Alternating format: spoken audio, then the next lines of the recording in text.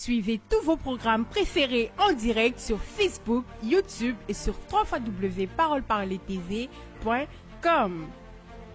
Retrouvez vos émissions d'enseignement sur la doctrine. Ici, ce n'est plus la personne même de William Marion Branham, mais c'est le message qui prépare la seconde venue. Pour être enraciné dans la parole, il a toujours un prophète qu'il mandate pour diriger son peuple. Dieu fait une alliance avec Abraham. Du coup, son nom change de Abraham à Abraham. C'est que la parole entière est révélée dans ces 7 mystères. Et je peux ajouter des magazines sur la vie des couples pour bâtir des foyers solides. Peut-on se servir du droit, c'est-à-dire du droit conjugal, comme moyen pour se faire entendre? Du chantage, quoi. Oui, si c'est le thème, voilà, du chantage, ou un moyen de pression pour se faire entendre. La table ronde des femmes de valeur. Mais peut-être que c'est quelque chose qui la dérange. Et c'est la raison pour laquelle elle va voir son amie, pour qu'elle puisse prier ensemble. Et la voix de la jeunesse chrétienne, parce que l'avenir du message se construit aujourd'hui. Il y a une question d'un auditeur ici qui dit: est-ce que le cheminement nous donne l'autorisation de s'afficher publiquement? C'est le caractère qu'on recherche à nous reprocher. Sans oublier le rendez-vous spécial avec les tout-petits pour semer la parole dès le jeune âge. Shalom, shalom, shalom les enfants. Aujourd'hui, vous êtes avec votre émission La Voix des enfants. Aujourd'hui, nous parlons du pardon. Ne surtout pas rater les magazines des formations du monde du message et du domaine de la santé. Tout un programme conçu pour l'édification du corps de Christ. Ne manquez aucun rendez-vous. Chaque jeudi et dimanche à 19h, vivez des moments de révélation et d'édification. Besoin d'informations? Appelez le +225 07 10 00 75 09. Parole Parler TV, la chaîne de l'épouse, Parole de Christ. Chers téléspectateurs de Parole Parler TV, chers frères et sœurs chrétiens, nous sommes très heureux aujourd'hui parce que nous sommes là pour un numéro très spécial. Spécial pourquoi? Parce que nous recevons aujourd'hui un serviteur de Dieu comme annoncé. Depuis hier, aux environs de 19h, son avion a atterri sur le tarmac de l'aéroport international Félix Houphouët-Boigny. Une forte délégation des serviteurs de Dieu était donc à l'aéroport pour l'accueillir. Il s'agit donc de pasteur Jean-Louis Tao, de pasteur Timothée Kouakou, qui sont donc les pasteurs hôtes de cette grande convention qui est organisée, qui commence déjà aujourd'hui, jeudi 17 avril. Il a été donc accompagné par leur aîné, le révérend Pierre Soyao, qui aussi était à l'aéroport pour l'accueillir. Alors, depuis hier, nous l'avons reçu, nous lui avons souhaité donc le traditionnel Akwaba. Mais pour vous permettre encore de connaître l'homme de Dieu, le pasteur François Le Picard, puisque c'est de lui qu'il s'agit, l'homme de Dieu qui a traduit, qui continue toujours de traduire les sermons du prophète en langue française, nous fait l'honneur d'être aujourd'hui sur Parole Parler TV, la télévision du message du temps de la fin. Il est aussi sur notre plateau aujourd'hui. Nous avons un temps à faire avec lui, une interview exclusive qui vous permettra de le découvrir. Je ne suis pas seul sur le plateau, comme d'habitude, avec un présentateur de Parole Parler TV, Zorélie Sassou. Shalom. Shalom, Dieu. Comment tu vas, Zorélie? Dieu fait grâce. Tu es heureux aujourd'hui encore d'accueillir sur ce plateau le serviteur de Dieu, François Le Picard? Particulièrement heureux. Particulièrement heureux. Alors, comme l'homme de Dieu qu'on vous présente aujourd'hui, puisqu'il est déjà avec nous, il est à ma gauche, lui, c'est le pasteur François Le Picard, que nous sommes très heureux d'accueillir. Et nous lui disons encore Akwaba, c'est le mot donc, du terroir pour souhaiter notre traditionnel bienvenue donc, à tous les invités, à tous les visiteurs. Nous vous souhaitons encore au nom donc, de tous les chrétiens, de tous les frères et sœurs de la Côte d'Ivoire, le traditionnel Akwaba. Bienvenue en Côte d'Ivoire. Merci beaucoup, frère. Et il n'est pas seul, il est aussi avec son épouse. Elle s'appelle Suzanne Le Picard. Shalom, maman. Shalom. Et vous êtes en Côte d'Ivoire depuis hier, le séjour se passe bien? Oui, c'est excellent. Merci beaucoup. D'accord. Et là, vous avez aussi été accueilli donc, hier par des serviteurs de Dieu, hier, à l'aéroport, n'est-ce pas? Oui. D'accord. Et vous passez aussi un bon séjour, on l'espère? Oui, certainement. On a beaucoup apprécié le magnifique accueil que nous avons reçu. D'accord. Merci. Nous aussi, nous sommes très heureux. Vous ne pouvez pas imaginer toute notre joie qui nous anime aujourd'hui de vous accueillir, non seulement en Côte d'Ivoire, mais aussi sur ce plateau de Parole Parler TV, où presque tous les chrétiens du message du temps de la fin suivent donc cette télévision. Et lorsqu'il y a un grand événement, ils sont toujours couchés à cette télévision pour prendre les informations. Et cette interview que nous allons réaliser aujourd'hui est très importante pour nous parce que vous avez des informations, vous avez de l'enseignement, de l'édification à nous apporter à travers donc, ce petit temps que nous allons passer ensemble, qui va donc consister à vous connaître un peu mieux, mais aussi à parler de ce grand événement qui est organisé donc, du côté de Shalom Tabernacle à Gonzague, à Port-Boué par les pasteurs Timothée Kouakou et Jean-Louis Tao. Alors, homme de Dieu, vous êtes en Côte d'Ivoire depuis hier, et le pasteur Lepika, que nous écoutons toujours avec les sermons du prophète que vous traduisez si bien, on aimerait un peu savoir l'histoire de votre conversion au message du temps de la fin. On aimerait savoir un peu donc l'histoire, la petite histoire de votre conversion au message du temps de la fin, donc prêché par le prophète William Branham. D'accord. Merci beaucoup, frère Thierry, et frère Aurélie aussi. Et je remercie aussi le pasteur Pierre Esso pour son invitation, son accueil pour participer à cette émission de télévision. Et c'est un honneur pour mon épouse et moi d'être au milieu de vous en cette journée. Et mon seul désir, c'est de glorifier le Seigneur Jésus-Christ. Il a fait de si belles et si grandes choses dans notre vie que c'est une joie de pouvoir lui donner toute la gloire pour cela. Amen. Par la grâce de Dieu, je suis né dans une famille chrétienne évangélique, donc qui vivait selon certains principes bibliques. Et quand j'avais 8 ans et demi, nous avons participé à une réunion d'évangélisation à Lausanne, en Suisse, pays où je suis né. Et c'était un serviteur de Dieu, un évangéliste canadien-anglais, du nom de frère Richardson, qui était venu à Lausanne avec son épouse, invité dans une église pentecôtiste pour faire toute une série de réunions d'évangélisation.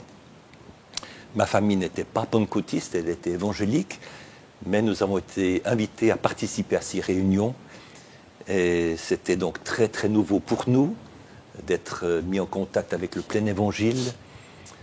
Et j'étais donc un petit garçon, un jeune garçon de 8 ans et demi, pas tout à fait 9 ans. Et là, il y avait quelque chose déjà qui m'attirait vers Dieu, vers la parole de Dieu. Un petit détail, c'est que c'était une salle de réunion longue et étroite. Et j'étais allé avec ma maman, et elle s'était mise à peu près au milieu de l'assistance. Mais très rapidement, moi, je souhaitais être le plus devant possible.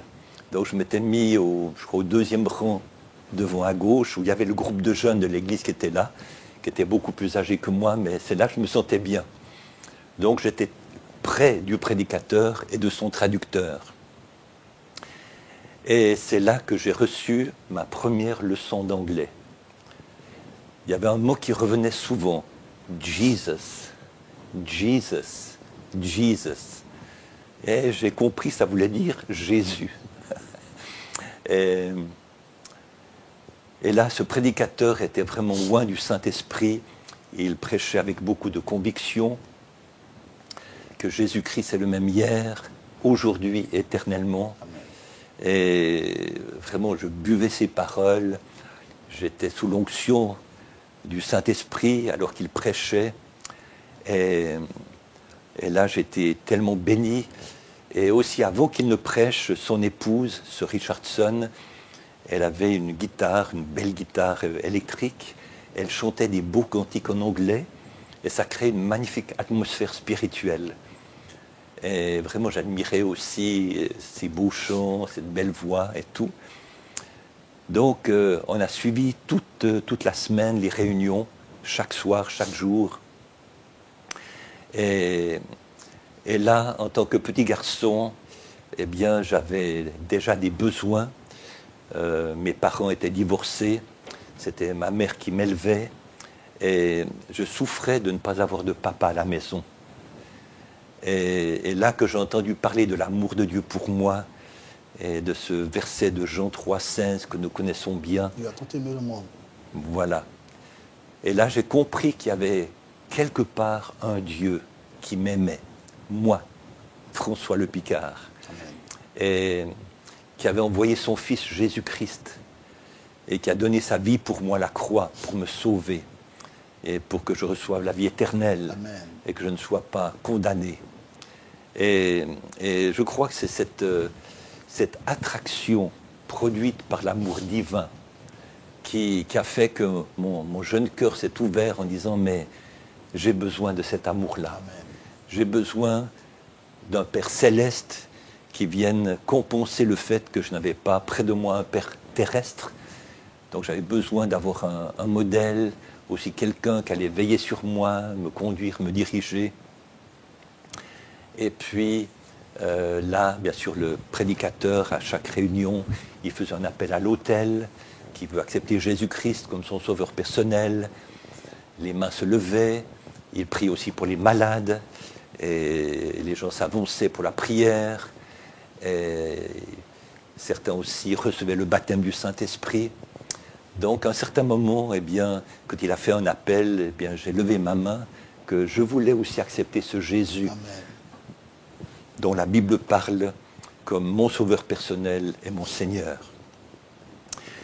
Et après, l'évangéliste a dit, mais selon la Bible, il faut aussi être baptisé par immersion. Et qui veut être baptisé? Et là, j'ai aussi levé la main. À l'âge de 9 ans, hein? Voilà, pas tout à fait 9 ans, j'avais encore 8 ans et demi.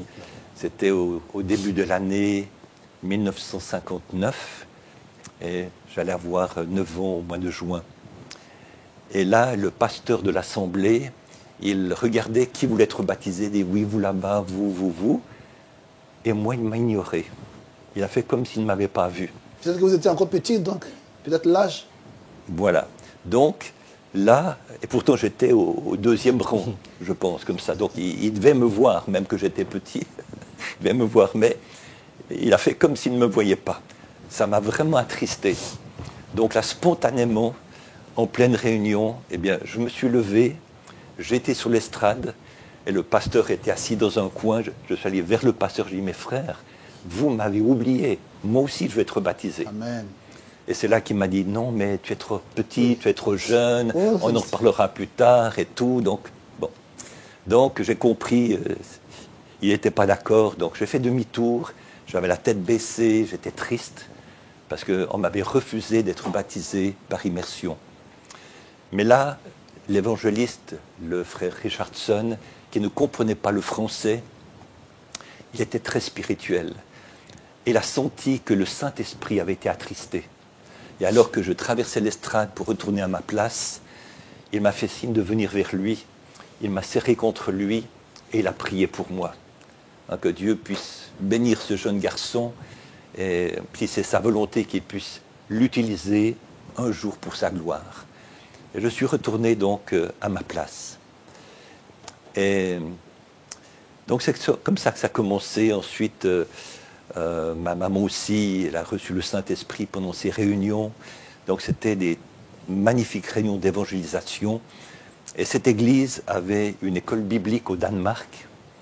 Et ma maman a souhaité aller à la convention en été. Elle m'a pris avec elle. Et c'est là que j'ai vu pour la première fois un auditorium, une grande salle équipée pour des traductions dans différentes langues. Donc c'était mon premier contact aussi avec la traduction, des écouteurs et tout cela. Ça m'a aussi impressionné. Puis après, cette école biblique faisait aussi des cours de formation pendant 6 mois, pendant l'hiver. Et ma maman, qui vraiment voulait servir le Seigneur et qui était une femme très très consacrée, elle a décidé d'arrêter son travail temporairement pour suivre ces 6 mois d'école biblique au Danemark, à Kolding. Et là, elle m'a pris avec elle. Et là, eh bien, j'allais aux réunions, je comprenais ce que je pouvais comprendre et tout. Et j'étais censé, disons, comme je n'allais pas à l'école, étudier quand même un petit peu pour ne pas être trop en retard par rapport au programme scolaire. Mais petit garçon, j'aimais mieux aller jouer avec les autres enfants qu'étudier. Donc un jour, eh bien, elle était vraiment triste que là, je n'avais pas bien obéi. Donc le soir, elle m'a dit, François, je ne te prends pas avec moi à la réunion. Et reste dans la chambre, tu pries, tu fais ce que tu veux, mais tu étais désobéissant, donc je ne te prends pas avec moi. Et j'ai découvert que lorsque je fais des fautes, lorsque je me conduis mal, mais qu'après, que mon cœur est repris et que je m'humilie devant Dieu, et devant les personnes que j'ai offensées, chaque fois que j'arrive à m'humilier, à me faire petit, même que j'étais déjà un petit garçon, mais c'est là que Dieu s'approche. Et là, ma maman est partie, elle m'a laissé tout seul dans la chambre de l'école biblique. Et puis là, je me suis mis à genoux, j'ai prié, j'ai dit, Seigneur, pardonne-moi, vraiment, aide-moi à être plus obéissant à ma maman, et tout cela. Et vraiment, je ne sais plus ce que j'ai dit exactement, mais très bien. Voilà. Et la première assemblée, là où vous êtes approché donc, de l'hôtel, et vous avez donc été refusé par le serviteur de Dieu, et jusqu'à cette réunion là-bas au Danemark, c'était donc des assemblées du message, ou c'était donc des églises évangéliques dénominationnelles? Non, c'était une église dénominationnelle du plein évangile, pentecôtiste, qui s'appelait l'église apostolique. D'accord. Oui. Et là, nous tombons tout de suite là où vous avez croisé le premier contact avec le message du prophète William Branham. D'accord, mais si je peux peut-être juste terminer ça. Allez-y. Là, parce que c'est pour parler de la grâce de Dieu dans ma vie. Bien sûr, ça compte beaucoup pour nous. Voilà. Allez-y, terminez. Voilà, disons que tout s'est enchaîné, disons, assez rapidement. Bien sûr. Mais là, donc, j'ai donc prié et après avoir demandé pardon à Dieu, une grande paix est entrée dans mon cœur, une grande joie. Amen. Et j'ai commencé à louer le Seigneur Jésus. Étant francophone, je l'ai loué en français. Mais après un moment, eh bien, j'avais plus assez de mots en français pour louer le Seigneur Jésus. Et là, tout à coup, le son de ma voix a changé, mais ça continuait à jaillir de ma bouche et de mon cœur. Et je commençais à parler, comme la Bible en parle, dans des langues que je ne comprenais pas, que je ne connaissais pas. Et quand ma maman est rentrée de la réunion tard le soir, elle est entrée dans la chambre, elle a vu son petit garçon. Et là, vous avez toujours 9 ans par là, 9 ans, 10 ans. J'avais 9 ans et demi. Presque 10 ans. Voilà, pas tout à fait 10 ans. Mais là, je débordais de joie, de bonheur, de reconnaissance. Et puis, il y avait mon lit, son lit, et je sautais d'un lit à l'autre comme ça, tout en louant le Seigneur dans des langues que je ne comprenais pas. Donc, on connaît, disons, ce que la Bible enseigne par rapport aux dons spirituels, et aussi par rapport au message que nous croyons, mais je crois avoir vécu une authentique expérience de parler en langue selon la Bible, pas quelque chose de provoqué, de forcé, pas une imitation, mais quelque chose que je n'attendais même pas, mais que Dieu m'a donné pour pouvoir le louer et le remercier. Et après, donc, au printemps, nous sommes rentrés en Suisse, et puis là, étant petit garçon, je pouvais aller d'un extrême à l'autre. À certains moments, je pouvais être, comme on dit, un petit ange, gentil, souriant, agréable, obéissant, un gentil petit garçon. Mais à d'autres moments, c'est comme s'il y avait un autre esprit qui venait sur moi, et je pouvais devenir désobéissant, même des fois dur, impoli, violent, et tout cela. Et j'ai des fois été très très dur avec ma maman, que je rendais responsable de ne pas avoir de papa. Donc c'est une expression de ma souffrance. J'avais une excellente maman spirituelle qui travaillait dur dans un bureau pour subvenir à nos besoins et tout cela, mais des fois, eh bien, je répandais ma colère sur elle. Et ce jour-là, c'est important aussi dans mon témoignage, ce jour-là, eh bien, non seulement j'ai fait des reproches à ma maman, mais ensuite, je me suis révolté contre Dieu, rendant Dieu responsable du fait que je n'étais pas comme les autres enfants qui, eux, à ce moment-là, moi maintenant, mais à la fin des années 50, avaient en général un papa, une maman, et des frères et des sœurs. Donc là, j'en voulais à Dieu d'être dans cette condition-là. Et quand ma maman m'a entendu me révolter contre Dieu, s'est mise à pleurer. Et quand j'ai vu ma maman pleurer, j'ai dit, mais oh maman, pardonne-moi, excuse-moi. Elle a dit, mais moi je te pardonne, mais là, c'est grave. Tu as parlé contre Dieu. Dieu n'est pas responsable de cette situation. Et elle a dit, moi je ne peux rien faire pour toi. Prie le Seigneur, demande-lui pardon, mais moi je ne peux pas te pardonner. Tu as parlé contre lui. Donc on dormait dans la même petite chambre. Et là, je suis allé vers mon lit, je me suis mis à genoux. Et le plus sincèrement possible, j'ai demandé pardon à Dieu. Disons, de ma mauvaise attitude, de ma révolte et tout cela.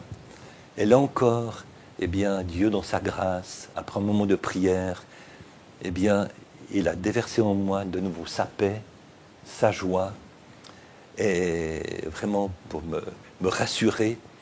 Et là, pour la première fois, il a parlé dans mon cœur. Ce n'était pas une voix audible par mes oreilles, mais vraiment distinctement, j'ai entendu la voix de Dieu. Et qu'est-ce que cette voix disait? Alors, elle m'a dit quelque chose, et dès que le Seigneur a eu terminé, je me suis levé, j'étais vers le lit de ma maman, j'ai dit, maman, Dieu m'a parlé. Elle a dit, Dieu t'a parlé? J'ai dit, oui, maman, Dieu m'a parlé. Mais qu'est-ce qu'il t'a dit? La même question que tu poses. C'est tout de suite la question qui nous vient. Voilà. Donc là, je lui ai répété ce que cette voix m'avait dit.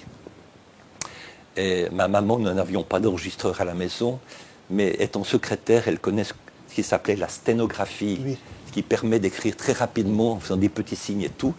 Donc elle a sténographié ce que je lui disais, et après elle l'a retranscrit en français compréhensible, lisible.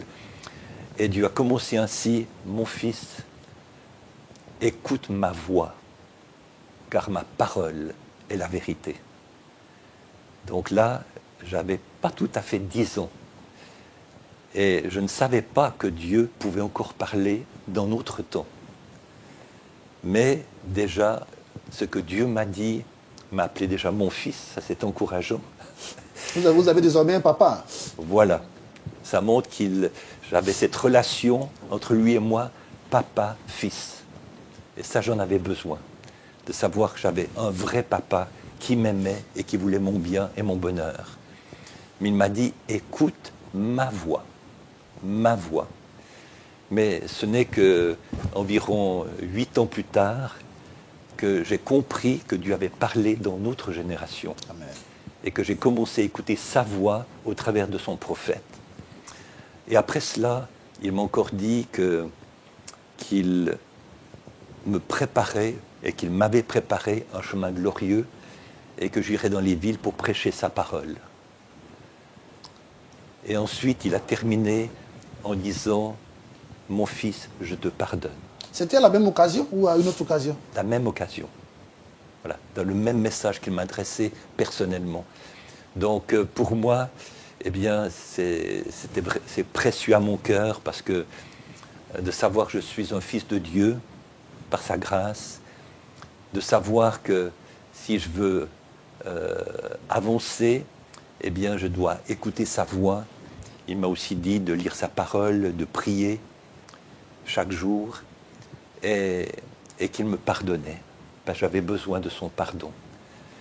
Et peu de temps après, eh bien, une sœur en Christ, pentecôtiste, a remis à ma maman un livre avec une couverture noire et une grosse croix rouge sur la couverture. Et c'était la traduction en français du livre « Un homme envoyé de Dieu ». Un homme envoyé de Dieu. Alors, vous nous prenez en marche, vous êtes donc en direct de Parole Parler TV. Et là, nous recevons dans le studio de Parole Parler TV le pasteur François Le Picard, grand interprète, grand traducteur donc, des sermons du prophète. Il est avec nous donc, depuis hier, il était donc en Côte d'Ivoire. Et aujourd'hui, nous nous recevons donc, pour cette interview exclusive qui nous permet de parler de sa vie, mais aussi de sa rencontre avec le Seigneur et comment est-ce que la motivation lui est devenue d'être un traducteur dont le ministère aujourd'hui a impacté plusieurs vies. Et nous allons tout de suite rentrer donc, dans le vif du sujet, puisqu'il vient donc de découvrir à travers son témoignage la toute première brochure qui va aussi donc, impacter une autre étape de sa vie. Zoreli Sasso, oui. Il continue donc avec cette découverte qu'il a fait avec le livre. Oui. Vous allez continuer avec le livre. Oui. Oui. Allez-y. Donc c'est mon premier contact avec un serviteur de Dieu américain du nom de William Branham. Donc Dieu a utilisé cet évangéliste canadien-anglais, le frère Richardson, pour m'amener au salut, à Jésus-Christ. Et ensuite, Dieu a utilisé ce livre, Un homme envoyé de Dieu, traduit en français.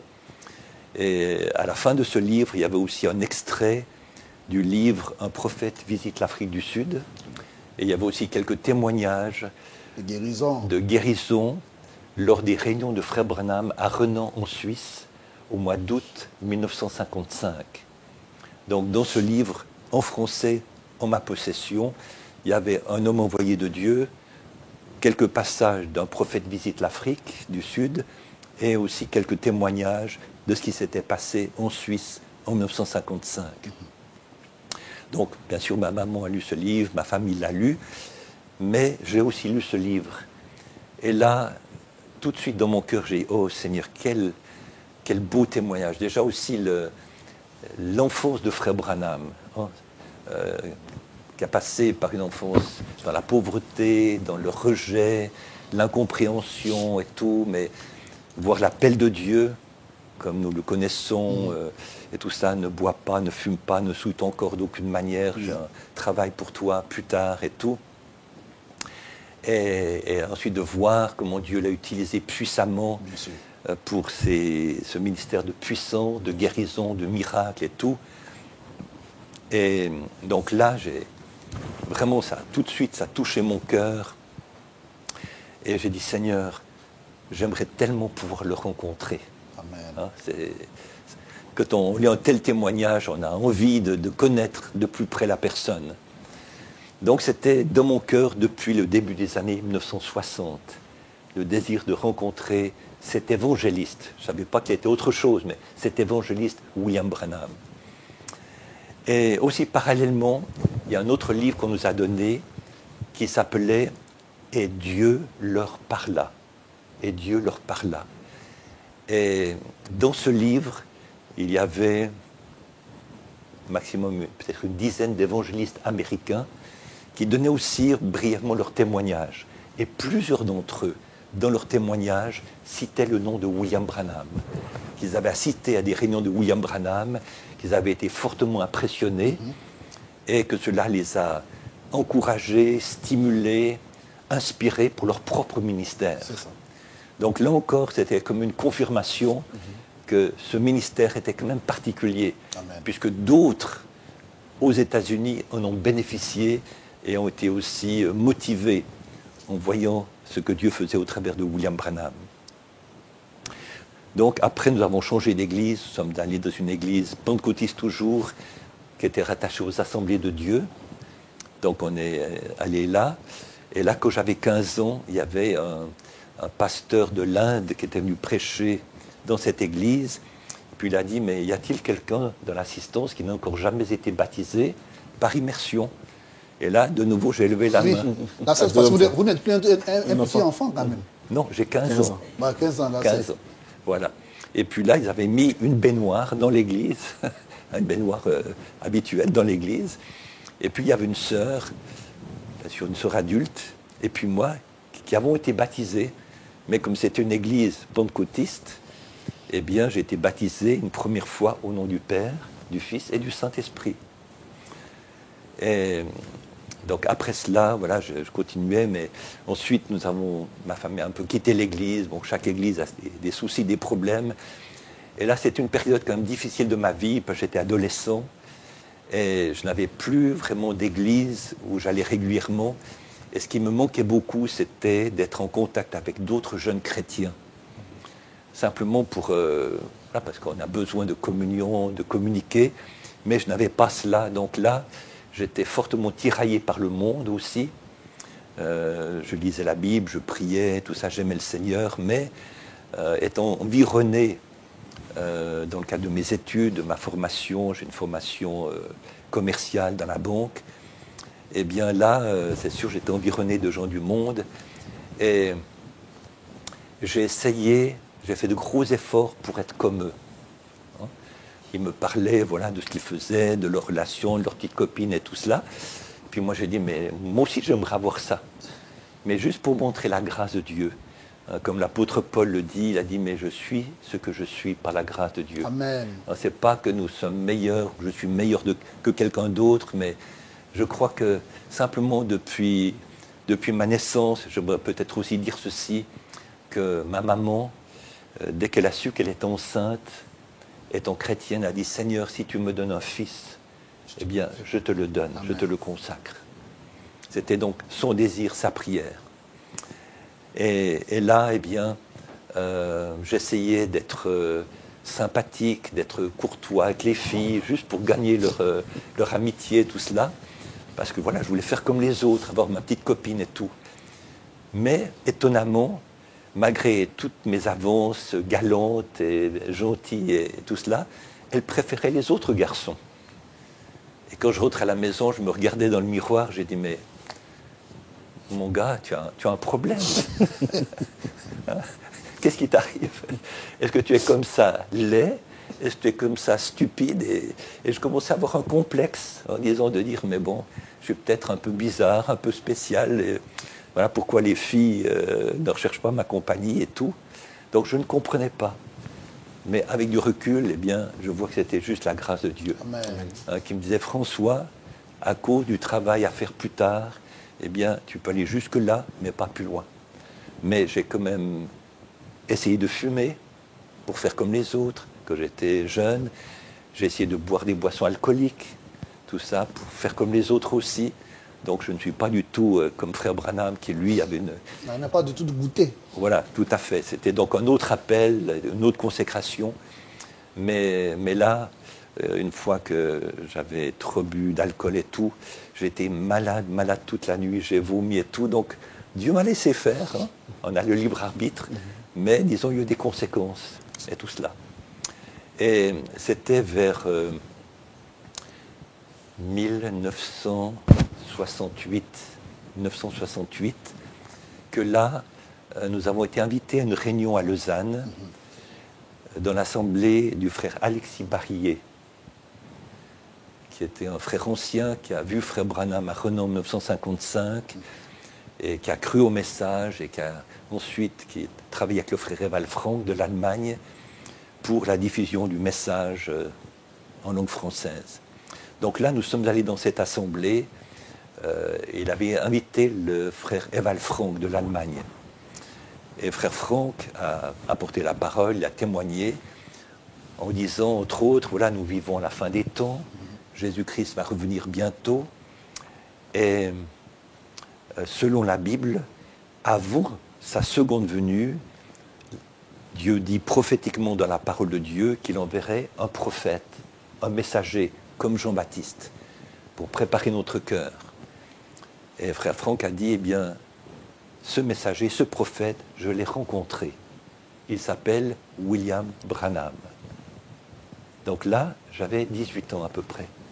Quand j'ai entendu ce nom, William Branham, j'ai dit, mais c'est le même homme dont j'ai lu le livre, mais comme évangéliste.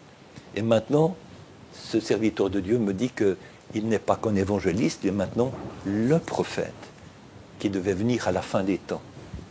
Donc, à cause de la préparation que j'avais eue du ministère de frère Branham comme évangéliste, je n'ai pas eu d'inquiétude ou disons de rejet, parce que beaucoup de personnes, quand on mentionne le mot prophète, tout de suite, faux prophète, c'est la première réaction. Non, mais je n'ai pas eu cette réaction-là, j'ai dit, mais cet homme de Dieu que j'aurais voulu rencontrer, et j'avais lu à la fin de 1965, dans un journal local en Suisse, que le révérend William Branham était décédé des suites d'un accident de voiture. Donc là, une grande tristesse a envahi mon cœur. Je dis, mon souhait ne pourrait pas se réaliser, de le rencontrer personnellement. Mais là, quand le frère Franck a parlé qu'il était le prophète de la fin des temps, là, tout de suite, j'ai dit, mais s'il est le prophète de Dieu, qu'est-ce qu'il nous a apporté de la part de Dieu? C'est ça. Voilà. Quel est son message? C'est tout de suite la première question qu'on doit se poser. Voilà, tout à fait. Donc là, maintenant, au-delà des signes, des prodiges, des miracles, maintenant, s'il y a un message qui suit cela, j'aimerais le connaître. Et à la fin des années 1960, c'est ça? Non, 68, voilà. à la fin des années 68, comme ça, il y avait très peu de choses en français. Le frère Barrier avait un petit journal qu'il envoyait, qui s'appelait Portes ouvertes, un petit journal d'encouragement, d'exhortation. Et puis, il mettait juste quelques pages, des extraits de prédications de frère Branham dedans. Et ils avaient commencé à traduire le message, mais frère Barrier, ne connaissant pas l'anglais, il avait dans son assemblée une sœur qui connaissait l'allemand. Donc, le message était traduit d'anglais en allemand par frère Franck, ensuite d'allemand en français par cette sœur. Donc, ça faisait tout un tour comme cela. Donc, c'était les premières brochures et tout. Donc là, j'ai lu cela et tout, mais je restais sur ma faim. Ben, je disais, voilà, c'est juste quelques brochures, mais... Ça ne suffisait pas, puisqu'il en a plusieurs. Voilà, voilà. Moi, j'avais faim de plus. Donc, ma grand-mère, qui était aussi une bonne croyante, elle fréquentait un petit groupe de prière de sœurs évangéliques, comme ça, dans l'endroit où nous habitions. Et l'une d'entre elles était anglaise. Et elle avait commandé à Jeffersonville des livres de frère Branham en anglais. Elle avait regardé, elle a dit, oh non, moi je ne suis pas d'accord avec ça. Tout est en anglais. C'était tout en anglais. Mais j'ai pu racheter ces livres qu'elle ne voulait plus parce qu'elle n'y croyait pas. Et il y avait l'exposé des 7 âges de l'Église en anglais, la révélation des 7 sceaux en anglais, de nouveau un homme envoyé de Dieu, un prophète visite l'Afrique du Sud, et un prophète amène son message, volume 1 et 2, qui étaient des recueils de prédications de frère Branham. C'est incroyable, vous avez retenu les noms de tous les titres de tous ces brochures. C'est incroyable. Non, pas tous les messages, mais disons les livres. Voilà. Oui, mais les titres en fait de ces livres, alors que ça date de 1968. Voilà. Donc le frère Statscleve, Julius Statscleve, dont parle frère Branham, c'est lui qui avait écrit le livre « Un prophète visite l'Afrique du Sud ». Et c'est lui qui avait aussi fait 3 petits volumes, ça s'appelle « Un prophète apporte son message », volume 1, 2, 3. Et il avait mis dedans des parties abrégées de prédication de frère Branham. Donc, ce n'était pas tout le sermon, mais c'était, disons... Des citations, hein. Non, c'était l'essentiel, disons, de la prédication, un résumé. Voilà. Donc, c'est cela que j'ai lu. Et bon, je connaissais un petit peu l'anglais, j'aimais l'anglais, que j'avais eu à l'école, j'avais même pris des cours du soir pour me perfectionner. Mais néanmoins, l'anglais de frère Branham, comme nous savons tous, c'est autre chose. Donc là, mais j'avais faim. Donc, j'avais les 7 âges de l'Église, les 7 sceaux, et là, avec ma petite connaissance de l'anglais et un dictionnaire anglais-français et beaucoup de transpiration. Hein, c'est vrai. Pour encourager ceux qui veulent lire en anglais. Voilà. Ça n'a pas été tout seul, mais j'étais tellement affamé de connaître qu'est-ce que ce prophète a dit pour nous, dans notre temps, que là, j'ai passé des heures à déchiffrer ces prédications en anglais, et alors que je me nourrissais des 7 âges de l'Église et des 7 sceaux, et j'aime le dire dans mon témoignage parce que c'est la réalité, ça a provoqué 2 choses. La première chose, ça m'a secoué. Mais je dis vraiment secoué. Pourquoi ? C'était comme si je me tenais devant mon juge. La parole que je lisais me jugeait. Ça faisait environ 10 ans que j'étais chrétien, depuis l'âge de 8 ans et demi, que j'ai accepté Jésus comme mon Seigneur et Sauveur personnel, et tout cela. Et après, j'ai eu plusieurs expériences avec le Saint-Esprit et tout, bref, la guérison divine aussi. Mais là, en lisant ce message, ça m'a secoué comme je n'avais jamais été secoué. Pourquoi ? J'ai compris que Jésus pouvait revenir d'un instant à l'autre. Et malgré le fait que j'avais confessé qu'il était mon Seigneur et Sauveur personnel, malgré le fait qu'il m'avait guéri surnaturellement dans mon corps, malgré le fait que j'avais manifesté un don spirituel, malgré le fait qu'il m'avait appelé directement au ministère, malgré tout ça, j'ai compris une chose, si Jésus revient maintenant, je ne suis pas prêt. Quand j'ai vu les exigences bibliques concernant l'époux de Jésus-Christ, qui doit être semblable au Seigneur, hein, la même nature, le même caractère, la même vie, les mêmes œuvres et tout. J'ai dit, Seigneur, là, je suis loin du compte. J'ai aucune chance. Comme ça. Mais cette secousse était salutaire. Parce que, au travers de sa parole et du message, Jésus jugeait ma vie. Amen. Mais pas un jugement pour me condamner. Un jugement pour me montrer comment lui me voyait. Amen. Au travers de sa parole. Et ça, j'en avais vraiment besoin. Disons, d'avoir une image juste du genre de chrétien que j'étais.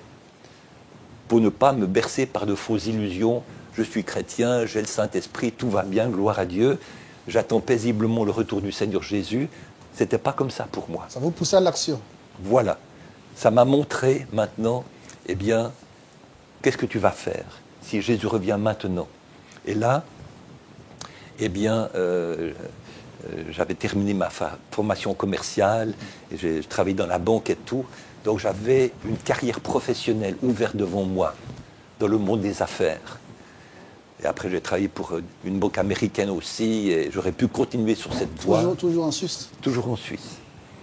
Mais là, j'ai été placé devant un choix. Qu'est-ce que je vais privilégier? À quoi vais-je donner la première place dans ma vie?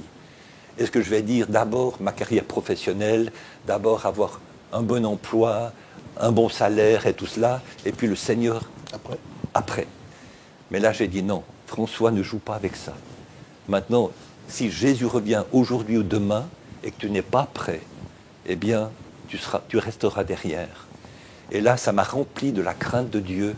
Et j'ai dit non, Seigneur, pour moi, eh bien, être prêt pour ton retour, ça devient une priorité dans ma vie.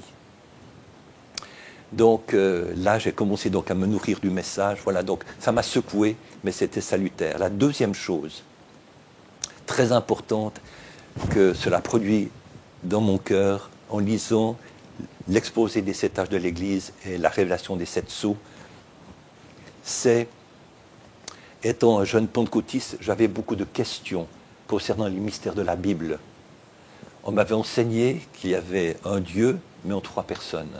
Là, vous avez été baptisé donc à l'église pentecôtiste déjà à l'âge de 18 ans, comme vous l'avez dit. 15 ans. 15 ans. Oui. Et là où vous avez donc lu l'exposé des 7 âges. J'avais 18 ans, 19 ans, 18 comme ça, ans, 19 oui. ans. Oui. D'accord. Voilà.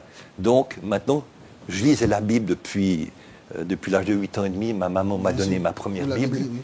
comme ça, mais quand on m'a enseigné, voilà, il y a un Dieu, mais en 3 personnes, eh bien, ça crée un problème pour moi.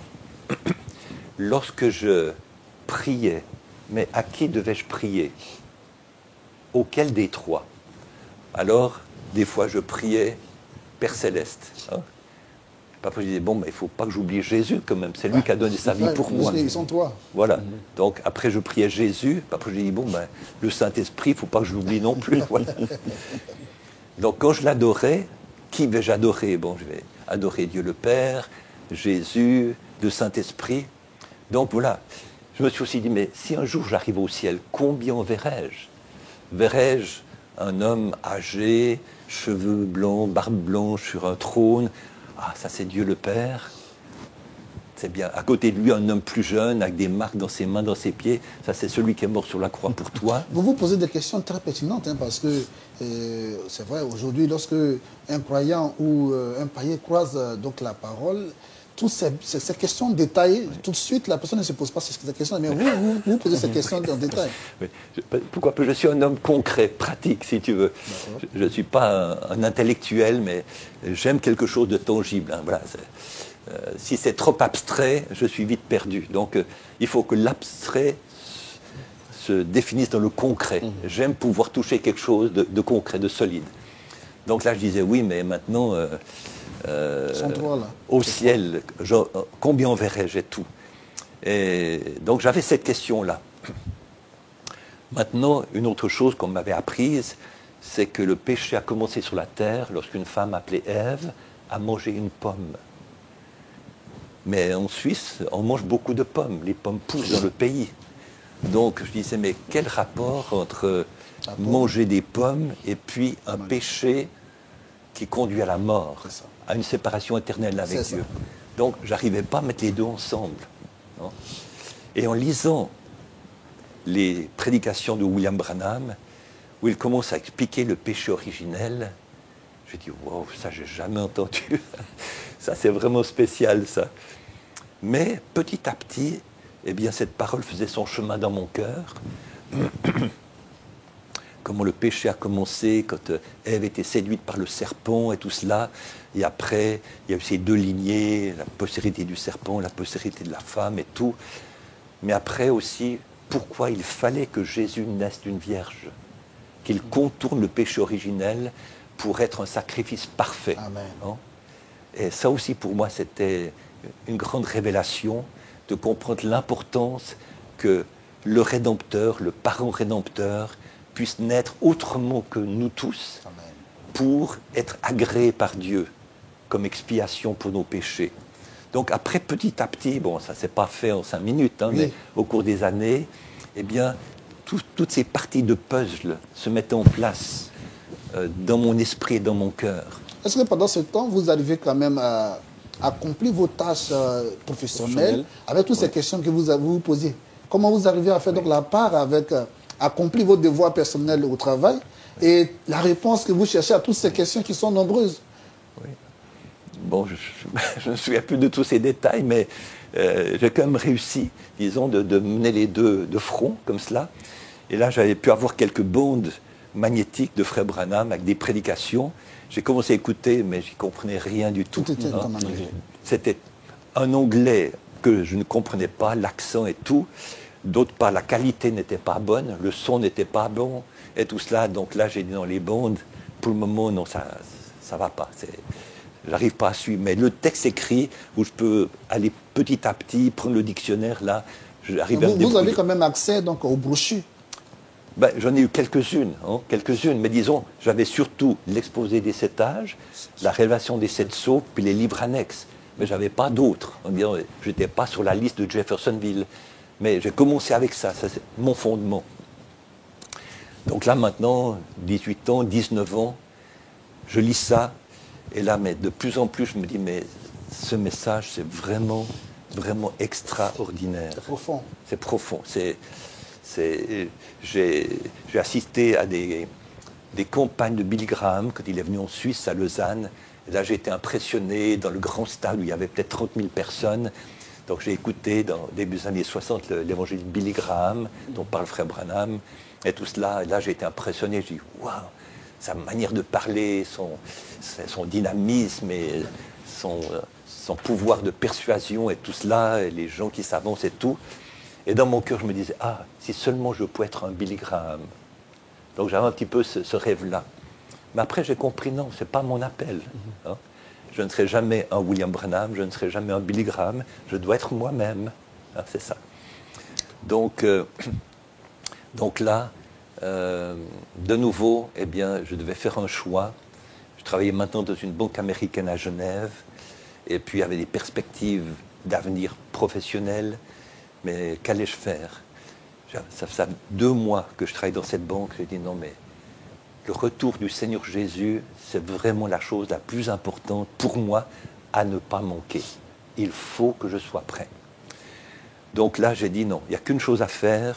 Je ne peux pas attendre des années qu'il y ait quelques traductions en français. La meilleure chose pour moi, c'est d'aller chercher le message à la source. Très bien.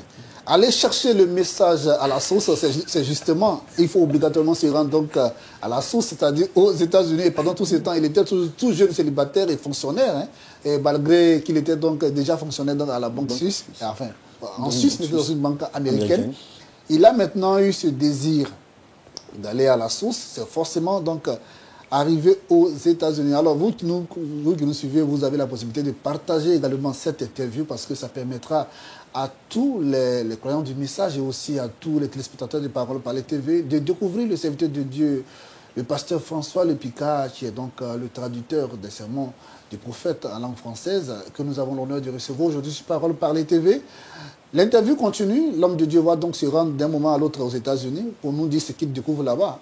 Donc la question qui nous vient tout de suite en tête, hein, d'où vous est venue donc la motivation, tout de suite la motivation de vouloir traduire les sermons du prophète. Donc avant d'avoir envie de traduire, il fallait d'abord que je connaisse, je reçoive moi. D'accord. D'accord, donc on va y arriver, frère. D'accord. D'accord. Nous avons tellement beaucoup de choses. Et vous avez beaucoup de choses aussi à nous raconter. Ça fait que... Allez-y, prenez votre temps. Voilà, ça nous fait du bien. Donc, ayant lu que le serviteur de Dieu et prophète William Branham avait son église à Jeffersonville. Alors, pour aller chercher le message à la source, eh bien, je voulais aller à Jeffersonville. J'ai donc écrit au frère Billy Paul Branham pour dire, voilà frère, je suis un jeune croyant de la Bible, en Jésus-Christ, et je commence à découvrir le message. J'aimerais venir à Jeffersonville pour découvrir tout le message. Vous avez écrit à qui? Au frère Billy Paul Branham. D'accord, le fils du prophète. Voilà, tout à fait. Le frère Eval Frank m'a donné son adresse, donc j'ai écrit au frère Billy Paul, qui m'a répondu très gentiment, écoutons frère, merci pour ton courrier, mais malheureusement, moi, je ne peux pas te faire venir à Jeffersonville. Je n'ai pas cette capacité, mais écrit au frère Roy Borders, qui était responsable de Spoken Word, la parole parlée à Jeffersonville, ou écrit aussi au frère Perry Green à Tucson. Peut-être que l'un ou l'autre pourront faire les démarches pour que tu viennes aux États-Unis. C'est ce que j'ai donc fait, j'ai écrit aux deux. Et frère Green a vu ma lettre. Je crois que frère Bordeaux a répondu, mais je ne me souviens plus très bien. Mais disons que ça n'a pas donné de ce côté-là. Et frère Green a vu ma lettre et puis il a écrit au dos au frère qui travaille au bureau, répond à ce jeune frère que je le verrai en Suisse lors de ma prochaine visite. Mais le frère n'a pas vu le petit mot de frère Green, donc je n'ai pas eu de réponse. Donc voilà, j'attendais et au printemps de 1970, effectivement, le frère Perry Green et le frère Eval Frank sont venus en Suisse, à Lausanne, invités par le frère Alexis Barillet. Je suis allé à la réunion et là, je me suis présenté au frère, au pasteur Perry Green après le service. Il a dit, oui, je me souviens de ta lettre et tout. Il a dit, mais il n'y a pas de problème, viens à Tucson. Comme ça. J'ai dit, bon, ben, merci frère, c'est gentil, mais je travaille encore, je ne peux pas partir d'un jour à l'autre, je dois donner mon congé. Mais dès que possible, eh bien, je viens. Il dit, pas de problème, en tout ouvrant un endroit pour loger et tout. Donc, frère Green, Dieu l'a utilisé aussi dans ma vie pour m'aider à avancer avec le message. Donc, Dieu a utilisé le frère Eval Frank pour me dire, William Branham est plus qu'un évangéliste, c'est le prophète. Et après, pour aller plus loin, Dieu a utilisé le frère Perry Green pour me permettre d'aller aux États-Unis, pour perfectionner mon anglais et maintenant être mis en contact avec l'entier du message. Mais remarquez une chose, moi je voulais aller à Jeffersonville, pensant que c'était le meilleur endroit. Mais Dieu n'a pas ouvert la porte à ce moment-là. Dieu a ouvert la porte à Tucson. Donc au mois de juin 1970, j'ai donc quitté la Suisse et j'ai pris un gros avion pour la première fois de ma vie. Genève, Paris, depuis Paris, c'est un gros 747 qui venait d'être mis en circulation. Paris, New York, Tucson. Et là-bas, j'ai logé chez un jeune frère célibataire comme moi. Et on était les deux, comme ça. Et j'ai commencé à aller à l'église de frère Perry Green, 3 fois par semaine. Et là, c'était vraiment une grande bénédiction pour moi de pouvoir être dans le pays et, disons, d'entendre l'anglais tous les jours. Mais maintenant, le message était sur bande magnétique. Il y avait les brochures, mais surtout les bandes. Mais pour moi, d'écouter une bande avec un débit rapide, non, c'était trop. Mais ce jeune frère qui s'appelle Lyle Johnson, eh bien, il travaillait dans l'électronique, l'avionique pour les avions. Mais en rentrant du travail, il avait un enregistreur à bande. Et puis, ensemble, on écoutait une bande de frère Branham. Mais écoutez bien. On écoute. Eh bien, ce qu'il faisait, lui, ne connaissait pas du tout le français. C'est américain. On avait le même âge. Donc, on passait quelques phrases de la bande, il arrêtait l'enregistreur, il me répétait lentement et clairement ce que frère Branham avait dit, jusqu'à ce que je comprenne. Dès que j'avais compris ces quelques phrases, play, on joue. Quelques phrases encore, stop. Et de nouveau, il répétait. Pendant ce temps, n'oubliez pas, pendant ce temps, vous avez demandé donc une permission, ou enfin, c'était votre congé donc, au niveau de la banque. Non, j'avais pris le congé définitif de la banque. Vous avez démissionné de la banque? Complètement, voilà. C'était maintenant le pas de la foi dans l'inconnu. Voilà. C'était, voilà. C'était tout ou rien. Non, j'ai dit maintenant, j'y vais. J'avais presque 20 ans que je suis arrivé à Tucson. C'était juste quelques jours, quelques semaines avant mes 20 ans. Donc là, j'ai fait le pas de la foi parce que j'étais attiré, je voulais toute cette parole. Donc je suis allé dans le désert de l'Arizona pour la parole de Dieu, pour le message.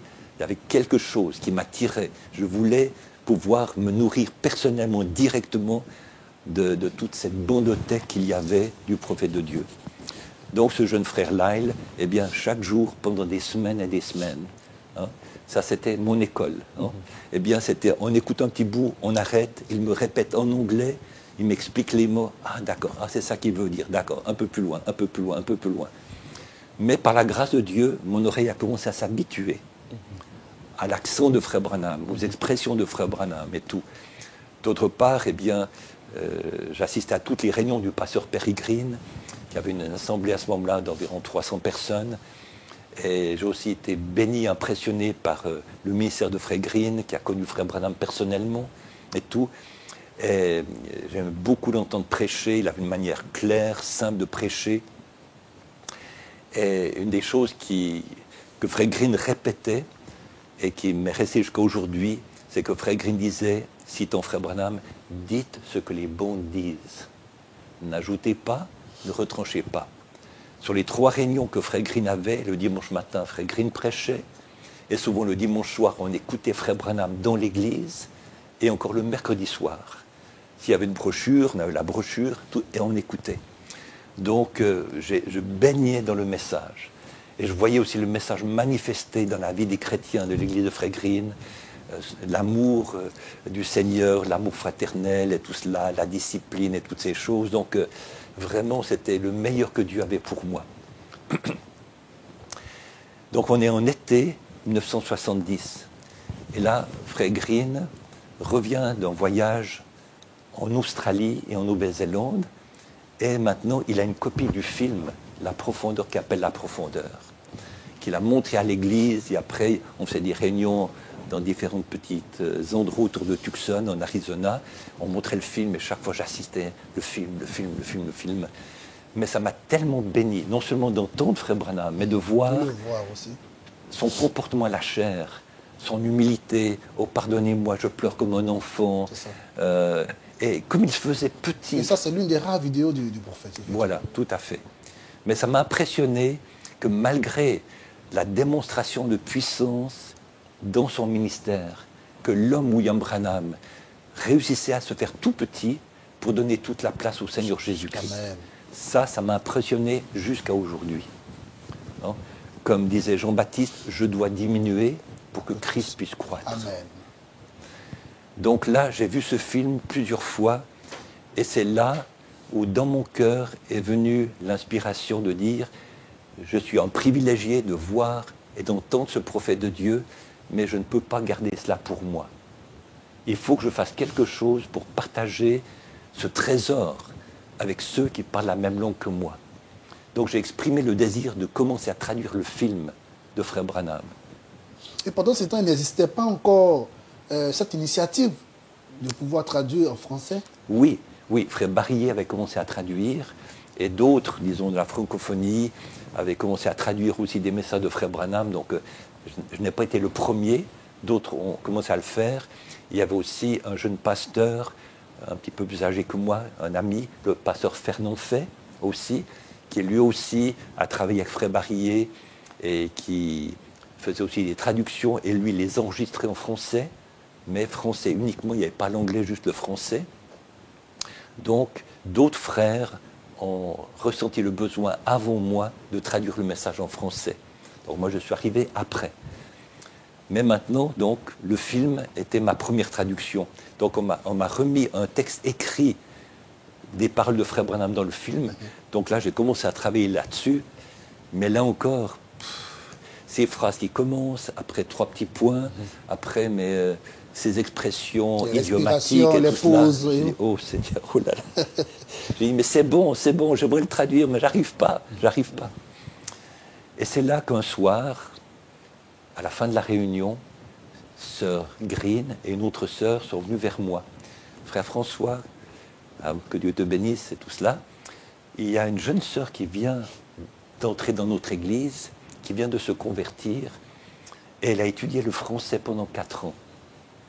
Et est-ce que tu aimerais la rencontrer? J'ai dit, mais oui, volontiers. Et là, on m'a présenté cette jeune fille.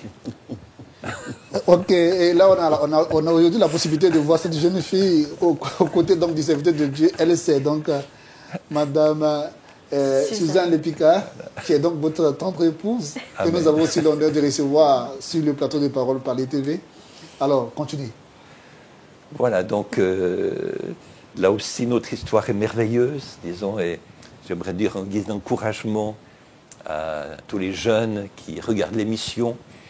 Eh bien, si vous n'êtes pas marié, garçon ou fille, ne cherchez pas un conjoint, mais faites ce que la Bible dit.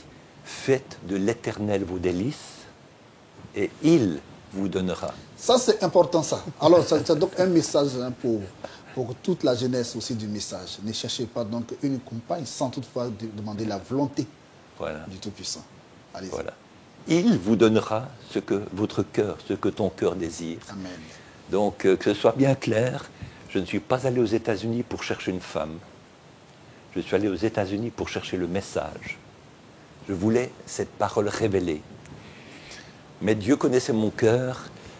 Je souhaitais aussi rencontrer une jeune fille pour former une famille. Mais ce n'était pas le but de mon voyage aux États-Unis. Mon but, c'était la parole, le message. Et là, eh bien, mais je pense que ça serait bien que Suzanne puisse aussi dire. D'accord, donc à ce niveau, pendant qu'on permettra à l'homme de Dieu au moins de souffler. Alors, donc, Suzanne, chère Suzanne, vous venez donc de faire la connaissance du frère François. Et tout de suite, vous allez donc revenir un peu sur la rencontre. Nous parler un peu de cette petite rencontre. Comment est-ce que la rencontre s'est faite? Bon, j'étais très content de pouvoir le rencontrer, mais bon, je ne savais pas vraiment parler le français. J'avais étudié 4 ans à l'école, mais c'était très basique. Je ne pouvais pas vraiment parler couramment. Mais enfin, on s'est échangé, je ne sais pas qu'est-ce qu'on a dit, mais enfin, je ne me souviens bonjour pas. Frère, Mais bonjour frère, bonjour sœur. Et puis, je ne crois pas à ce moment-là, tu avais dit que tu voulais traduire, je ne sais pas. Mais enfin, comme j'étais en vacances, j'ai dit, si jamais tu as besoin d'aide, je pourrais éventuellement te donner un coup de main. On pourrait faire ça ensemble. Et le coup de main devait consister à... On allait se rencontrer chez la famille du diacre. Et avec le texte, disons, je pouvais l'aider éventuellement avec des expressions en anglais. Et comme vous le dites, la traduction du texte ne suffisait pas. Il devait, puisque dans la vidéo, il y avait les pauses, il y avait les tonations et tout ça. Et comment vous avez parvenu donc à réussir donc à traduire toutes ces émotions dans le texte, toutes ces émotions dans la vidéo, les pauses et tout ce qui concerne donc le timbre même du prophète. Comment vous arrivez donc à le faire après donc d'avoir visionné la vidéo?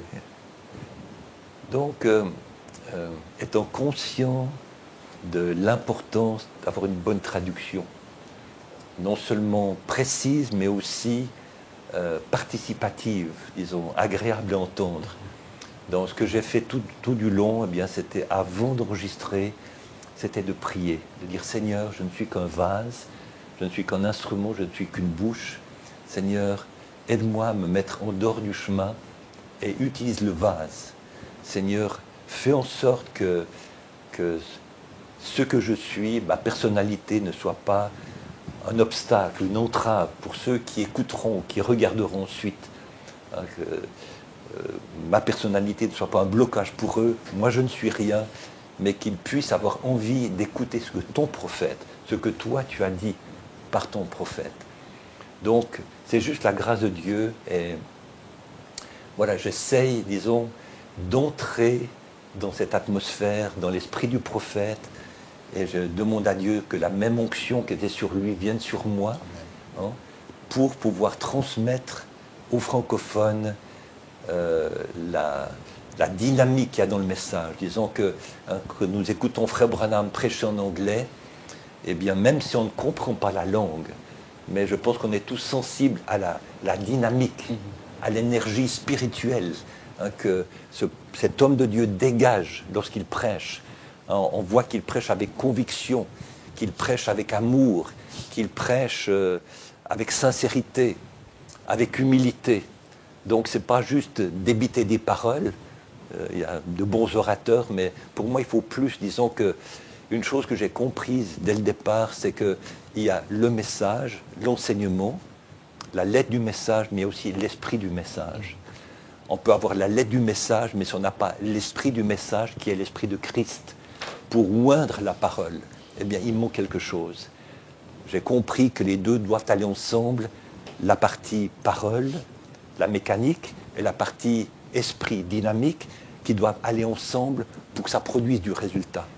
Donc, étant conscient de cela, eh bien, je dis toujours, Seigneur, eh bien, je suis un vase, simplement que tu peux utiliser, je me mets à ta disposition, mais Seigneur, que ce ne soit pas juste quelque chose qui soit le fruit d'efforts humains, mais que tu puisses amener cette dynamique sur la mécanique de la parole, parce que le but, c'est que les vies soient transformées.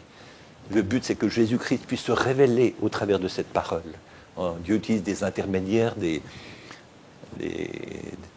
ouvriers, tout cela, mais ce qu'il faut, c'est que Jésus-Christ puisse toucher les cœurs, que Jésus-Christ puisse sauver les perdus, guérir les malades, transformer les vies, préparer une épouse. Donc il se sert d'êtres humains faillibles comme nous, mais il faut que Jésus-Christ puisse atteindre son résultat. Très bien. Alors, donc la dernière question sur la traduction. Hein. Oui. Aujourd'hui, à votre actif, il y a, donc, vous avez pu traduire aujourd'hui presque tous les sermons, où il y a encore, vous avez pu traduire combien de sermons on dit à ce jour? C'est une très bonne question à laquelle je ne peux pas répondre parce que non, je n'ai pas pris le temps de faire l'addition, mais j'ai commencé à traduire donc, depuis ce moment-là.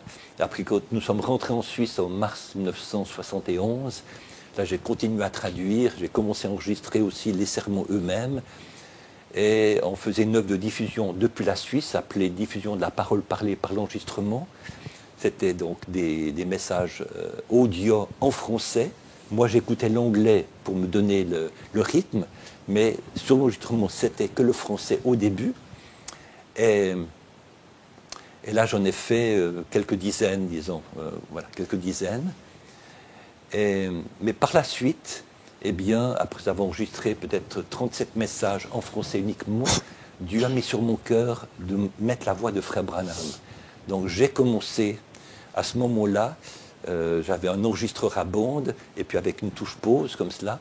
Donc là, je laissais parler Frère Branham, je l'arrêtais, je donnais la traduction en français, je remettais Frère Branham, je faisais toujours pause, pause, pause, comme cela. Donc c'est une inspiration que Dieu m'a donnée, que les francophones puissent aussi entendre la voix de Frère Branham, parce que je crois qu'il y a une telle onction sur cette voix, que je ne voulais pas seulement moi l'entendre pour m'aider à parler, mais je voulais que les francophones puissent entendre directement la voix en anglais, même s'ils ne comprenaient pas, à cause de l'onction qui est sur cette voix. Je vous fais la confidence, et cette inspiration que vous avez reçue du Seigneur, de mettre la pause et de faire aussi écouter le prophète, faire beaucoup du bien aux auditeurs. Oui, mais je crois. Que Dieu vous bénisse. Oui, alors, donc, vous êtes en Côte d'Ivoire, donc dans le cadre d'une convention qui est organisée aussi par les pasteurs Timothée Kouakou et Jean-Louis Tao du côté donc, de Port-Boué, là-bas à Gonzague, qui commande déjà dès ce soir. Donc vous serez donc l'un des orateurs principaux. Et vous êtes en Côte d'Ivoire pendant quelques temps et vous allez... Jolie Sasson, certainement, à une petite question, une ou deux questions, parce que nous sommes presque au terme de cette émission. Finalement, vous avez, à travers votre témoignage, répondu à toutes nos questions que nous avions prévues. Vous allez juste parler de en quelques minutes donc de la Convention, du thème qui est donc la puissance de la résurrection du Seigneur Jésus-Christ. Et Jolie Sasson, vous avez une question sur... rapidement, mais bien avant de poser la question, un peu plus rapidement, moi j'aimerais savoir combien de temps cela vous prend pour traduire un sermon et quel est le sermon que vous avez, sinon sur lequel vous avez pris le plus de plaisir à traduire, de manière spéciale. Alors effectivement, j'ai traduit le message pendant plusieurs dizaines d'années, mais ça m'a pris beaucoup de temps pour chaque message. Des fois, pour une phrase ou un paragraphe, ça m'a pris des heures. Donc, j'essayais de traduire une page par heure, mais des fois, ça pouvait me prendre 2-3 heures pour une page. Parce que, disons, j'ai un tel amour pour ce message et un tel désir de fidélité à la parole, étant conscient qu'après, ces traductions deviennent un absolu pour les francophones. Donc, c'est comme traduire la Bible, c'est la parole de Dieu. Et je suis conscient de ma responsabilité, bon, c'est le cas pour tous les traducteurs, mais disons de faire le mieux possible. Très bien. Donc là, voilà, donc là, j'ai pris beaucoup de temps et disons, c'est aussi la raison pour laquelle, après toutes ces années, il n'y a pas eu plus de messages traduits en français. C'est qu'il y a beaucoup de manières de traduire. Hein.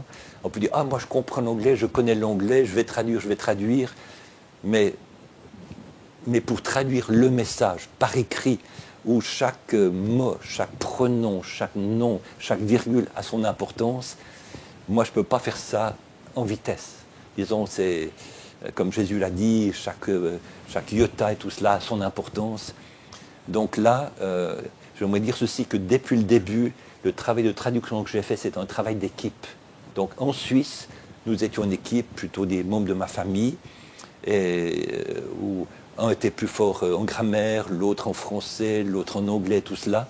Donc on dit vos traductions, mais ce ne sont pas que mes traductions. J'aimerais aussi donner le crédit aux frères et aux sœurs qui ont collaboré avec moi, dans l'ombre, qu'on ne connaît pas, mais je n'aurais pas pu faire ce travail comme je l'ai fait sans leur collaboration. Et j'aimerais peut-être aussi expliquer, si vous permettez en 2 minutes, pourquoi je travaille avec la Voix de Dieu maintenant. C'est que dans les années 80, eh bien, nous étions une petite assemblée de quelques dizaines de personnes en Suisse et nous n'arrivions plus à fournir aux francophones, spécialement africains, ce qu'ils demandaient. Hein. Un frère nous avait donné une ancienne machine à rognotyper, hein, avec les stencils et tout cela.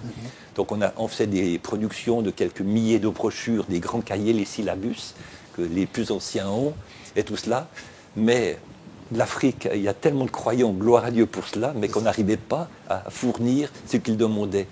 Donc c'est là que je me suis approché du frère Roy Borders en disant, est-ce que Jeffersonville pourrait nous aider, hein, pour la langue française? Et il m'a dit oui, bon, on va regarder. Et c'est là que le frère Joseph Branham est aussi entré sur la scène avec ce fardeau de commencer la Voix de Dieu pour dire, voilà, mettons le paquet, unissons nos efforts pour produire à large échelle, pour répondre aux besoins. Alors, frère Joseph et moi, nous nous sommes rencontrés et puis nous avons décidé de collaborer. Donc, j'avais déjà peut-être une quinzaine de messages anglais-français. Il m'a dit, frère, donne-moi tes originaux, c'était les grandes bobines, et puis on va commencer déjà à répondre ce que toi, tu as déjà enregistré, mais à grande échelle, comme ça. Et c'est après que, voilà, il y a une équipe de traducteurs en français, avec entre autres le frère Ferguson, la sœur Denise Bouvette au Canada et tout. Donc on a commencé à travailler ensemble, et je remercie Dieu pour cela. Mais actuellement, voilà, pour arriver à aujourd'hui, eh bien, comme ça prend beaucoup de temps et que je suis aussi pasteur et j'ai d'autres activités, donc maintenant je ne traduis plus. Maintenant, il y a une équipe de traducteurs aussi au Canada qui travaillent et ils me fournissent les traductions déjà faites. Et là, vous l'avez dit. Voilà. Et ça, j'enregistre. J'ai un studio d'enregistrement dans ma maison, donc j'enregistre sur place. Voilà. Merci beaucoup. Et là, vous l'avez dit. Alors, la toute dernière question, vas-y. Non, relativement sur la Convention. Sur la Convention. Alors, voilà. Pasteur, le thème de la Convention, c'est la puissance de la résurrection de Jésus-Christ. Alors, nous aimerions bien savoir quel effet un tel thème peut-il avoir, bien sûr, sur tous ces fils de Dieu qui pourront participer à cette Convention. Voilà, donc je remercie le pasteur Tao pour son invitation et aussi pour l'inspiration que Dieu lui a donnée concernant ce sujet. Et je crois que la puissance de résurrection est, disons, des choses principales du message de l'Évangile. C'est parce que nous savons que depuis le Jardin d'Éden, eh bien, le salaire du péché, c'est la mort. Donc la mort se répand jusqu'à nos jours, non seulement la mort physique, mais la mort spirituelle. Et il fallait maintenant quelqu'un qui soit plus fort que la mort, qui puisse nous racheter de la puissance de la mort, hein, qu'on puisse retrouver la vie éternelle que Dieu avait donnée à Adam et Ève avant la chute. Et pour cela, Dieu exigeait un sacrifice parfait. Il est venu lui-même sous une forme corporelle en Jésus-Christ.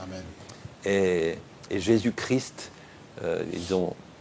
est très différent du fondateur d'autres religions qui ont apporté des enseignements, des philosophies, etc., qui peuvent aider les gens. Hein, tout n'est pas mauvais, ça peut aider les gens, mais aucun de ces messages ne peut apporter la vie. Aucun de ces messages ne peut aider les êtres humains déchus, pécheurs et condamnés à l'enfer à vaincre le péché, à vaincre la mort et à retrouver la vie éternelle. Donc pour moi, la puissance de la résurrection qui était confirmée et manifestée en Jésus-Christ est capitale pour chaque être humain. Qui peut nous aider, nous êtres humains, condamnés à être séparés éternellement d'avec Dieu? Qui peut nous aider maintenant à retrouver notre position première? Il faut que ce soit quelqu'un non seulement qui puisse parler, mais qui puisse le démontrer dans sa propre vie que maintenant la mort est vaincue, qui est le salaire du péché, les conséquences du péché. Donc, le sujet de la résurrection, qui est un vaste sujet, parce qu'il y a plusieurs formes de résurrection selon la Bible. Il est parlé de résurrection spirituelle, il est parlé de résurrection physique et tout cela, mais tout ça, c'est la résurrection qui est le fruit de cette dynamique divine, hein, qui vient se manifester pour triompher de la mort. Amen.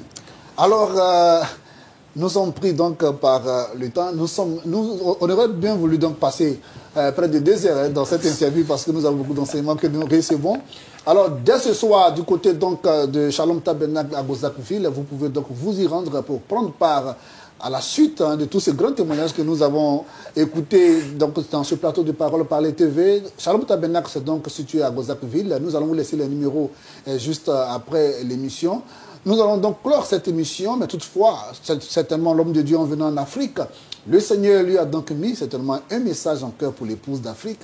Nous allons terminer par ce petit message rapidement en une minute, et puis juste après ça, encore l'émission. D'accord, bon, j'aimerais juste lire un passage de la Bible, voilà, comme ça que la parole de Dieu soit aussi lue dans Apocalypse chapitre 1er et verset 17.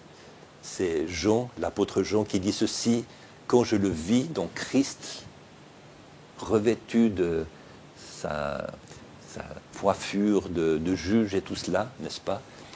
Quand je le vis, je tombais à ses pieds comme mort, tellement il était impressionné. Donc c'est un petit peu ça que j'ai aussi expérimenté. Il posa sur moi sa main droite en disant « Ne crains point ».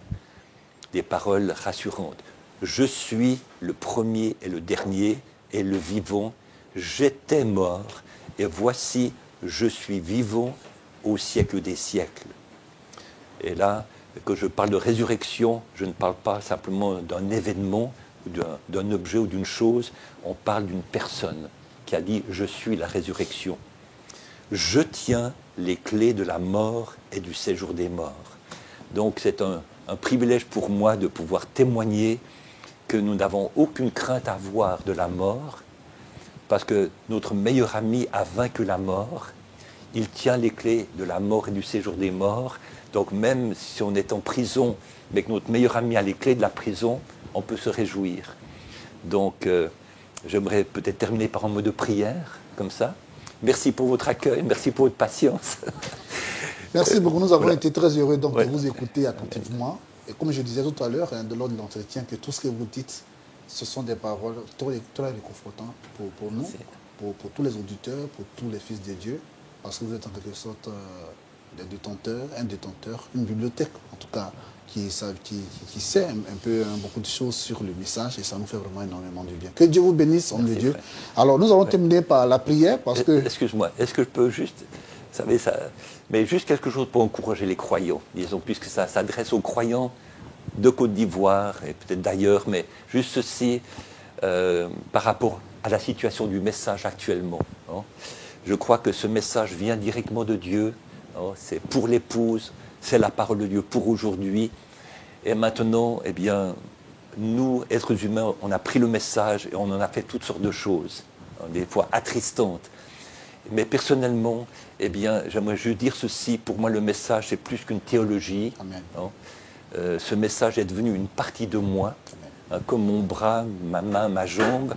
Donc je n'argumente pas, ne me demandez pas de résoudre les problèmes, des conflits, des divisions, non. Je dis simplement ceci, eh bien Jésus a dit, on reconnaît l'arbre à son fruit. Amen. Donc maintenant, si le fruit est bon, alors c'est que l'arbre est bon. Amen. Donc je suis un croyant du message, comme vous l'êtes aussi, mais je prie que ce message ne soit pas que dans ma tête, qu'il soit dans mon cœur et dans tout mon être. Amen. Donc maintenant, si vous voulez connaître ma révélation du message, je ne peux pas parler de ma révélation, je vous dis simplement, regardez ma vie est ma révélation du message. Amen. Donc maintenant, eh bien, le prophète de Dieu a dit, la parole de Dieu n'est pas faite pour qu'on argumente, elle est faite pour être vécue. Donc je dis simplement à chaque croyant du message, mangez la parole, vous devenez ce que vous mangez, laissez le Saint-Esprit vous oindre pour que cette parole qui est Christ vive au travers de vous et les problèmes seront résolus. Et Frère Branham a prêché un message uni sous une seule tête, enlevons tous les hommes qu'on a élevés et laissons Christ avoir la première place. C'est lui la tête de l'Église. Soyons tous des petits et regardons vers la tête et tout ira bien. Que Dieu vous bénisse. Que Dieu vous bénisse. C'est plus une prière alors. Considérons que vous allez terminer par la prière. Moi, vous, pas de problème. D'accord. Allez-y donc pour finir. Eh bien, cher Seigneur, eh bien, merci pour cette joie et ce privilège d'avoir pu m'entretenir avec ces bien-aimés frères, tes serviteurs, et Seigneur, de parler de ce qui est le plus important pour nous, de Christ en nous, l'espérance de la gloire. Seigneur, nous sommes ce que nous sommes par ta grâce. Nous n'avons aucun mérite. Nous sommes tous des petits et nous avons besoin d'apprendre de toi. Et Seigneur, eh bien, continue à te révéler à nous personnellement, individuellement. Transforme-nous par la puissance de transformation qu'il y a dans cette parole, dans cette semence. Aide-nous, Seigneur, à devenir à ton image, à ta ressemblance. Seigneur, fais de nous des hommes et des femmes qui soient pleinement compatibles avec toi. Car, Seigneur, nous avons devant nous les noces de l'agneau où les deux doivent devenir physiquement un. Seigneur, fais ton œuvre en nous. Nous implorons ta grâce sur chacun de nous. Bénis les chrétiens et chrétiennes de la Côte d'Ivoire, des différentes églises et de toute l'Afrique et du monde entier. Nous sommes ton corps, nous sommes tes fils et tes filles, nous sommes ton épouse. Seigneur, nous voulons te plaire, nous voulons réjouir ton cœur. Merci pour la grâce que tu nous as accordée. Merci pour le salut en Jésus-Christ, le sang versé, la vie éternelle, le Saint-Esprit, le message de l'heure, pour la Bible. Oh Dieu, tu es merveilleux. Reçois toute la louange et l'adoration. Seigneur, nous t'aimons de tout notre cœur et nous te donnons toute la gloire au nom de Jésus-Christ. Amen. Amen. Voilà, Parole Parler TV recevait donc sur ce plateau le pasteur François Lépicard, traducteur donc des sermons du prophète en langue française. Il était donc sur le plateau avec son épouse Suzanne Lépicard. J'étais avec Zoreli Sasso, aussi co-présentateur donc sur cette émission. Thierry Joie, j'étais très heureux. Je remercie tous les éléments de la régie. Je remercie tous ceux qui ont participé donc à la réalisation de cette émission. De passage, nous saluons également le révérend Père Soyao, donc qui reçoit et qui a aussi mis cette initiative de Parole Parler TV donc pour distiller le message en Côte d'Ivoire et partout dans le monde. Que Dieu vous bénisse. Au revoir.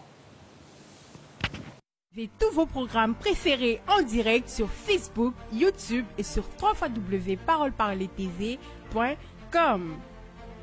Retrouvez vos émissions d'enseignement sur la doctrine. Ici, ce n'est plus la personne même de William Marion Branham, mais c'est le message qui prépare la seconde venue. Pour être enraciné dans la parole, il a toujours un prophète qu'il mandate pour diriger son peuple. Dieu fait une alliance avec Abraham. Du coup, son